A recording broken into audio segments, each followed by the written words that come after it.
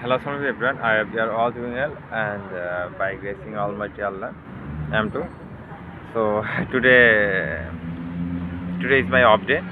That's why I get myself free to make video after a long time. Actually, I was supposed to share my all activities, how I apply at how I came here. So okay, let's begin. Actually, আমি 2024 সালের 20 October সাইপ্রাসের জন্য apply করছিলাম, আর আমার offer লেটারটা পাইছিলাম maybe 24 October. তো 2-3 দিনের ভেতরে আপনি আপনার অফার লেটার পাবেন। দেন আপনার যে কাজগুলো আপনার একটা লিস্ট দিবে এজেন্সিদের, আর without agency you can't apply for Cyprus, this the rule. Actually এরা নমিনেট করে, হ্যাঁ নমিনেট করে যে আপনার এক একটা যে ডেলিগেট আছে না, এরা ওইভাবে দিয়ে দেয়। যেমন কোরিয়া, জাপান, যেমন সাইপ্রাসও এমনই এদের সিস্টেম। তো আপনার এজেন্সি থাকবে অবশ্যই, তো এজেন্সিরা আপনাদের একটা লিস্ট ধরা দিবে যে কী কী পেপার লাগবে। তো ফার্স্ট অফ অল আপনার যে এটা মেডিকেল রিপোর্টটা খুবই গুরুত্বপূর্ণ। মেডিকেল রিপোর্টটা করবেন আপনি সার্জেন দ্বারা সত্যায়িত করতে হবে, ডাক্তার দ্বারা সত্যায়িত করতে হবে, দেন হেলথ মিনিস্ট্রি থেকে সত্যায়িত করতে হবে। তারপর আপনার ব্যাংক যে স্টেটমেন্ট সলভেন্সি, এগুলো আপনার ইয়ে দ্বারা অর্থ মন্ত্রণালয়, ওখান থেকে আপনার সত্যায়িত করতে হবে। তো এইগুলো আপনার এজেন্সি যদি বলে যে তারা একটা প্যাকেজ করে দেবে, যদি ট্রাস্টেড হয় অবশ্যই, কারণ এজেন্সি অনেক এজেন্সি আছে, ফুকুজুকো আছে। তো ব্যাপার হচ্ছে যারা ট্রাস্টেড তাদের কাছে আপনারা দিতে পারেন। তো এইগুলো আপনার খোঁজ খবর নিয়ে দেখেন, ঢাকায় আছে অনেকেই। তো আমি আমারটা নাই বললাম, যাই হোক। তো আপনারা আপনাদের মতো অবশ্যই খুঁজে নেওয়ার পরে আপনারা করবেন যে কোথায় গেলে অবশ্যই আপনার এজেন্সিটা ট্রাস্টেড হবে।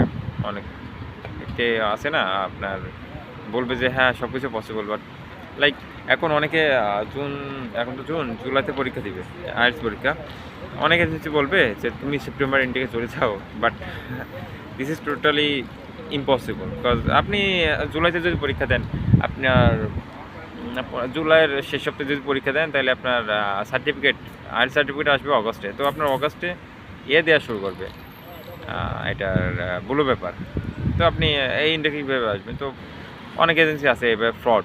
তো আপনারা অবশ্যই যাচাই বাছাই করে কোন এজেন্সিটা ট্রাস্টেড তার কাছে ফাইলটা দিবেন। আর আপনার যে পেপারগুলো আপনি অবশ্যই আপনার সার্টিফিকেটগুলো নিজের হাত দ্বারাই সত্যায়িত করবেন। তো তারপরে এটা ডিএসএল করাবে, সব কিছু করাবে আপনার এজেন্সি। ডিএসএল করার পরে আপনারা বলবে যে টিউশন ফি দেওয়ার জন্য। হ্যাঁ, তো এজেন্সির ইনস্ট্রাকশন অবশ্যই যদি ভালো এজেন্সি দ্বারাই করানোর চেষ্টা করবেন। কারণ আমি একালাপ এই কথাটা বলতেছি অবশ্যই, কারণ বলতেছি তো কারণ ফ্রড আছে না, ফ্রড এজেন্সি, এইগুলো অবশ্যই অ্যাভয়েড করবেন।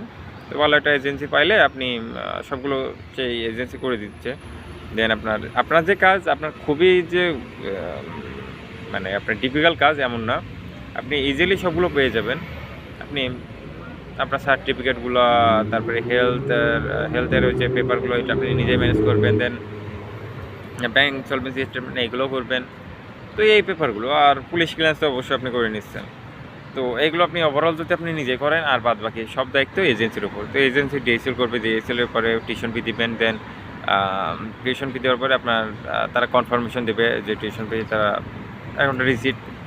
দেন আপনার হয়তো বা 1-2 মাসের ভিতরে ব্লু পেপারটা চলে আসবে। অনেকের আসে আপনার 30 দিনে আসে, আমার আসছিল 34-35 দিনে। তো অনেকের 1.5 মাসেও আসে। তো যদি তারা আসলে অ্যাকসেপ্ট করে, অবশ্যই আপনার ব্লু পেপার আসবে। দেন আপনি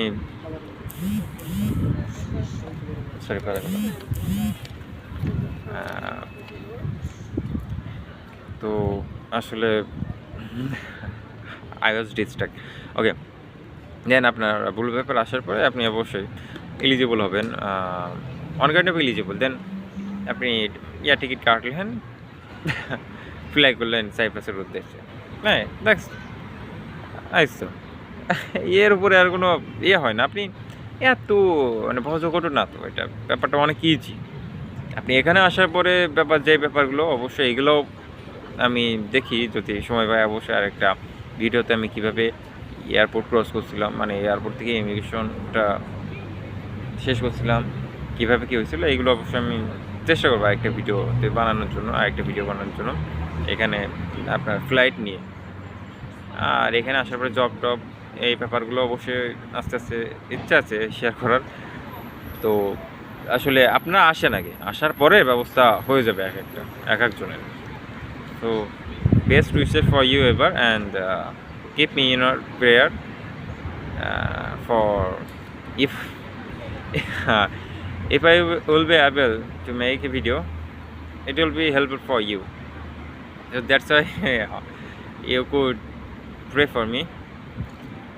Okay, সবাই ভালো থাকেন, সুস্থ থাকেন, আমার জন্য দোয়া রাখেন। ইনশাল্লাহ আরও ভিডিও বানানোর ইচ্ছা আছে। ঠিক আছে, আল্লাহ হাফেজ।